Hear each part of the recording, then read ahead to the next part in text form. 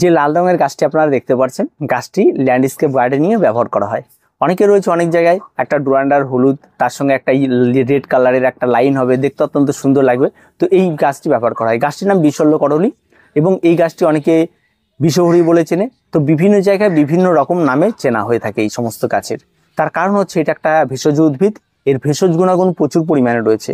আর তার সঙ্গে সঙ্গে কিন্তু আমরা অনেক সময় রামায়ণের একটি ঘটনাও শুনে থাকি যে লক্ষণকে বাঁচানোর জন্য নাকি বলে হনুমান যে গাছটি নিয়ে এসেছিল সেটা এই বিশল্য করলি, যা খেয়ে কিন্তু এই লক্ষণ বেঁচে উঠেছিল।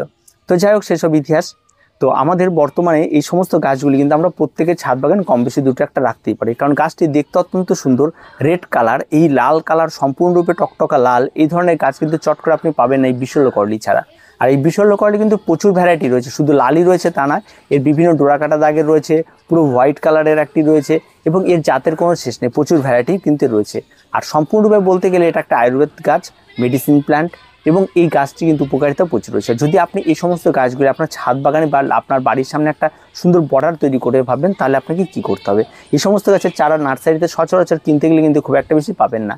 যে সমস্ত জায়গায় এই সমস্ত গাছগুলো রয়েছে সেই সমস্ত জায়গায় যান। আর এটাই বর্ষার সময় কিন্তু অত্যন্ত উপযোগী এই সমস্ত গাছের জন্য। সেখান থেকে আপনার ডাল ভেঙে নিয়ে আসুন এবং সেই সমস্ত ডালগুলিকে আপনার লম্বা করে কেটে দিন, বসিয়ে দিন। বা টবে যদি লাগাতে চান তাহলে অবশ্যই আপনারা একটা ওয়েলডেন্স মাটি তৈরি করে নিন, 50% মাটি, 30% কম্পোস্ট, ওই 20% বালি, এই যে একটা ওয়েলডেন্স মাটি তৈরি করে নিন।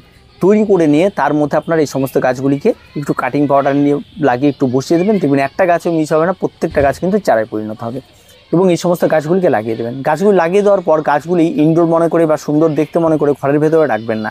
গাছটি যতদিন চারা না হচ্ছে সেরকম একটা হালকা রোদ, হালকা ছায়া লেগে তেমন একটি জায়গায় থাকবে।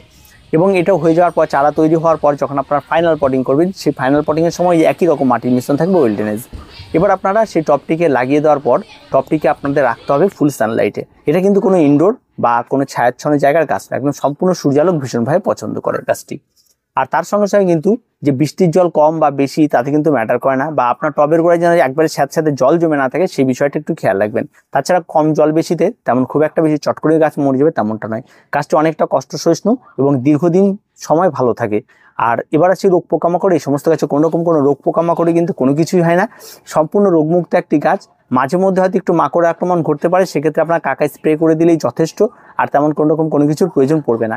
এবার সেই গাছের সবচেয়ে ইম্পর্টেন্ট যে বিষয়টা সেটা হচ্ছে গাছের প্রুনিং এবং কাটাই ছাঁটাই। অবশ্যই আপনাকে এটা নিয়মিত করতে হবে, নাহলে কিন্তু গাছ এদিক ওদিক দৌড়ানো শুরু করে দেবে, পরে কিন্তু আপনারই বিরক্ত লাগবে এই গাছ দেখে। তো গাছটি ছোট থেকে আপনাকে পিঞ্চিং করে যেতে হবে। গাছটি আপনি কোন শেপ দেবেন সেই শেপ অনুযায়ী গাছটিকে ছাঁটাই করে যেতে হবে। প্রতিনিয়তই ছাঁটাইয়ের কাজ চলতে হবে, কারণ আপনি যদি কালকে ছাঁটাই করেন পরের দিন গিয়ে দেখবেন গাছের গ্রোথ ডবল হয়ে গেছে। এই গাছ খুব ফাস্ট বাড়ে, এই গাছে কিন্তু মানে একটা মুহূর্তে জায়গার মধ্যে থাকে ধরে রাখাটা খুব মুশকিল, খুব তাড়াতাড়ি ফাস্ট এরা বাড়তে থাকে। এই জন্য এই সমস্ত গাছগুলিকে আপনার বিভিন্ন ধরনের ল্যান্ডস্কেপ গার্ডেনিংয়ে ব্যবহার করা হয়, যাতে তাড়াতাড়ি বাগানটিকে ভরাট করে দেয়। এবার সেই সমস্ত গাছের গুণাবলী, এর কোন এমন গুণ নেই যে এই সমস্ত গাছে ব্যবহার করা। ভেষজ এবং আয়ুর্বেদ শাস্ত্রে এই সমস্ত গাছগুলি প্রচুর পরিমাণে ব্যবহার করে আসছে। এবং এতে যদি জ্বর, সর্দি, কাশি, কোথাও কেটে যাওয়া, রক্তক্ষরণ হচ্ছে, সেই সমস্ত জায়গায় এর রস লাগিয়ে দেওয়া, তাহলে রক্তক্ষরণ বন্ধ হয়ে যাওয়া। তাছাড়া তো প্রচুর প্রচুর পরিমাণে এর বেনিফিট রয়েছে। তার সঙ্গে সঙ্গে এই সমস্ত গাছগুলি যদি আমরা বাগানে রাখি, তাহলে বাগানে কিন্তু বিভিন্ন ধরনের পোকামাকড়ের আক্রমণের হাত থেকে আমরা বেঁচে থাকি। এবং এই সমস্ত গাছের পাতার রস যদি আপনারা 1 লিটার জলের মধ্যে গুলে নিয়ে স্প্রে করেন, একটা কীটনাশক হিসাবে কাজ করে এবং তাতে প্রচুর পোকামাকড়ও কিন্তু বাগানে কম আসে। এর প্রচুর গুণাগুণ রয়েছে এবং এই সমস্ত গাছগুলি কিন্তু আমরা কম বেশি 2-4টে ছাদ বাগানে আমরা রাখতেই পারি। তো আর দেরি না করে এই সমস্ত ভেষজ গাছগুলি 2-4টে কম বেশি অন্তত আপনার ছাদ বাগানে রাখুন। কোথাও কেটে গেল একটু আপনারা লাগিয়ে দিলেন, তাহলে বেশ ভালো হয়। তবে আমার কথাতে কোনো কিছুই কিন্তু করবেন না। কোথাও সেরকম ক্ষত বা কোনো কিছু সমস্যা দেখা দিলে অবশ্যই আপনার চিকিৎসকের পরামর্শ কিন্তু নেবেন।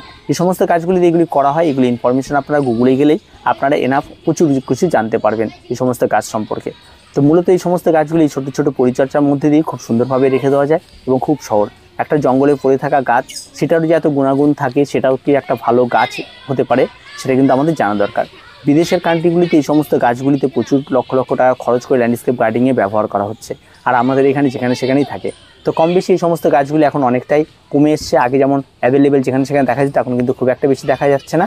তো এই সমস্ত গাছগুলি কম বেশি একটু আমাদের সংরক্ষণ করে রাখা দরকার আমাদের বাগানীদের। তো প্রত্যেকেই কম বেশি 2-4টে করে লাগিয়ে ফেলুন। তো আর কিছু বলার নেই, আজকে এই পর্যন্তই। ভিডিওটি ভালো লাগলে অবশ্যই লাইক, শেয়ার এবং কমেন্ট করুন, আর চ্যানেলটিকে সাবস্ক্রাইব করে রাখুন।